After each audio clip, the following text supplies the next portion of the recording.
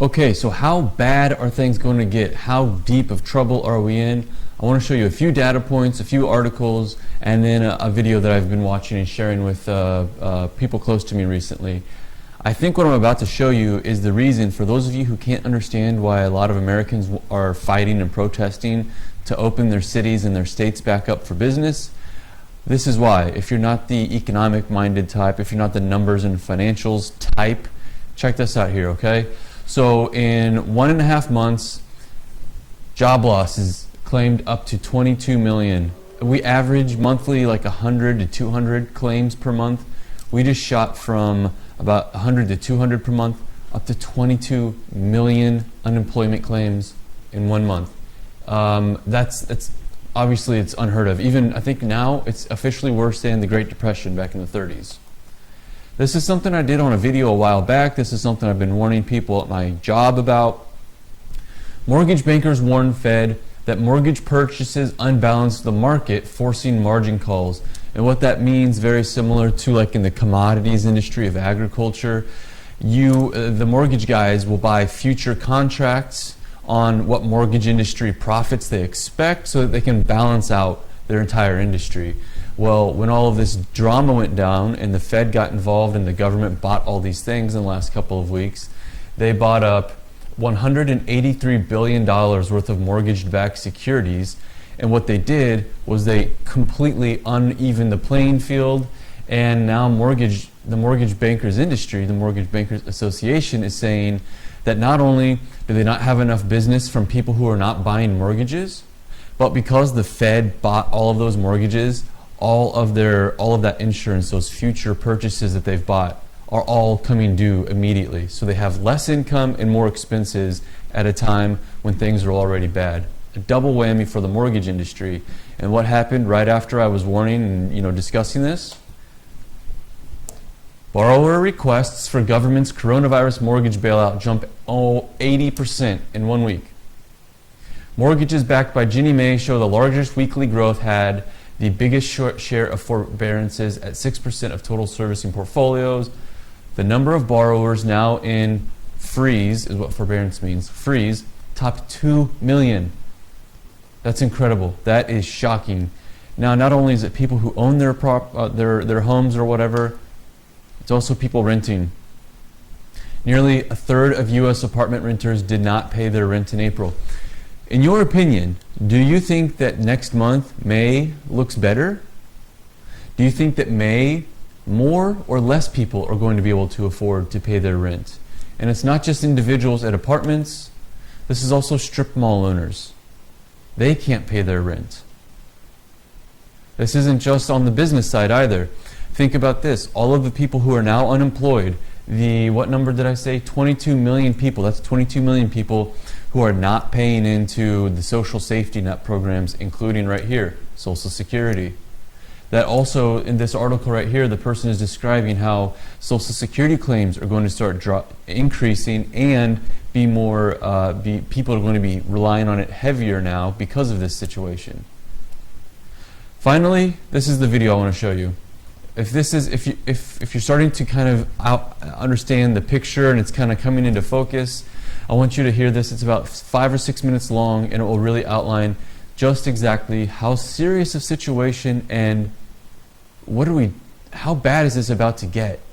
In my opinion, I don't think that the worst is behind us yet. I have a feeling because we've shut things down so strictly and so widely, I don't think the worst is behind us just yet. So check this out here. This has never happened before. Should we cue the fat lady on the free market system? The U.S. Federal Reserve is now purchasing approximately $625 billion per week in U.S. Treasury bonds, U.S. municipal bonds, and corporate bonds. So they're buying stocks, your city, and they're buying Treasury bonds. $625 billion per week, $1.2 trillion every 2 weeks. And if you aren't aware, that number, 650 billion, back in 2008, that financial crisis, that economic crisis, It was about that much for the entire event in 2008, 2009. They're now doing that per week. The entire event in 2009 is now being done per week. I don't know.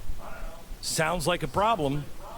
At that rate of spend, the Federal Reserve will own all outstanding U.S. public debt, federal and local debt, by September or October of this year. Let me say that again. The Federal Reserve will own all outstanding U.S. public debt, federal and local debt, by September of this year. It will own all U.S. private and corporate debt by December. So all private debt, you and me as individuals, all of the credit card companies, all of the auto loan industries, all of the mortgage industries, that's our debt, and corporate debt. Apple, Disney, DuPont, Home Depot, Caterpillar Construction, all of them, all of their debt as well. That's how crazy this thing is getting. Federal Reserve is already, now, today, the largest single U.S. government bonds of $20 trillion in outstanding U.S. debt. The Federal Reserve owns approximately $5.7 trillion and is now adding $1 trillion in new bond purchases every 2 weeks. This comes as the Bank of England skips the bond market entirely and is just printing new currency to fund UK expenditures directly. This is modern monetary theory. You don't have to have a way to pay for it. You just print it.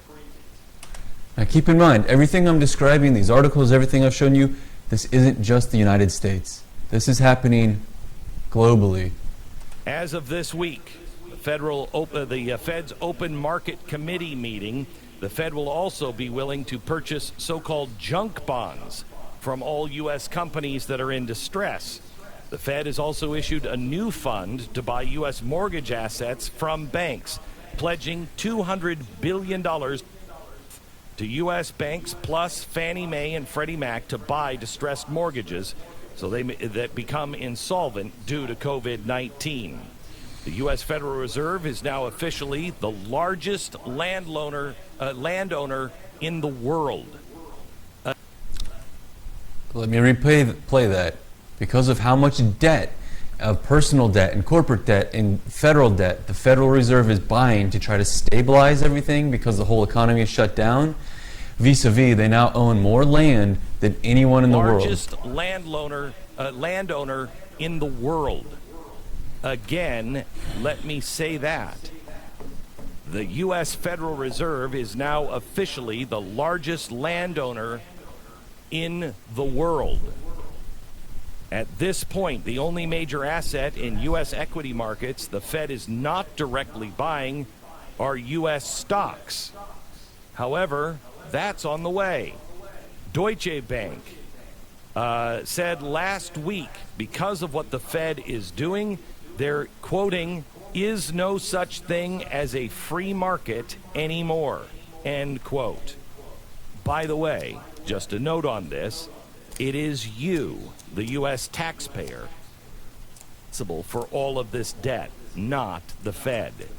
The Treasury, using the Exchange Stabilization Fund, will make an equity investment in each Fed fund and is in the first lost position, making you, the taxpayer, responsible should any of these investments or underlying funds fail. As such, the U.S. Treasury, not the Fed, is actually buying all of these securities and backstopping all of these loans. The Fed is only acting as a banker and providing that financing. So what do you make of that? Well, those of you, I hope this kind of illustrates just how much trouble we're in right now. This is one of the, and it's not like this just happened in November 2016 when Trump got elected. This was going on all 8 years of Obama. This nonsense has been going on all 8 years of George Bush. This nonsense has been going on all the way back for 50, 60, 70, 80 years of just continue. We'll spend more. We'll increase the debt limit. We'll have the Fed print more money for us, buy more debt from the Treasury. At this point, like Glenn Beck says here, all of the responsible monetary theory and philosophies out there they're done. We are in the liberal idea of the Bernie Sanders dream of modern monetary theory. Don't worry, you spend your way out of anything. Don't worry, you can have the government acquire and retool these different private enterprise companies. I'm not really sure how we get out of this at this point.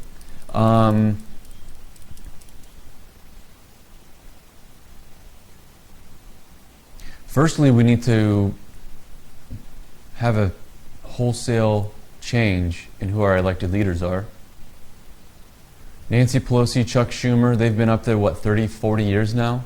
And they think that all this trouble just started when President Trump got elected? This stuff's been going on, and they've made a career of this. They have swam comfortably in the swamp that is D.C. And now it's bad? Now because Trump is there it's bad? No. Emmanuel Cleaver in Kansas City here, he's been there 15 years. He's never met a budget or an omnibus spending bill or a debt limit raise that he didn't love. He's got to go.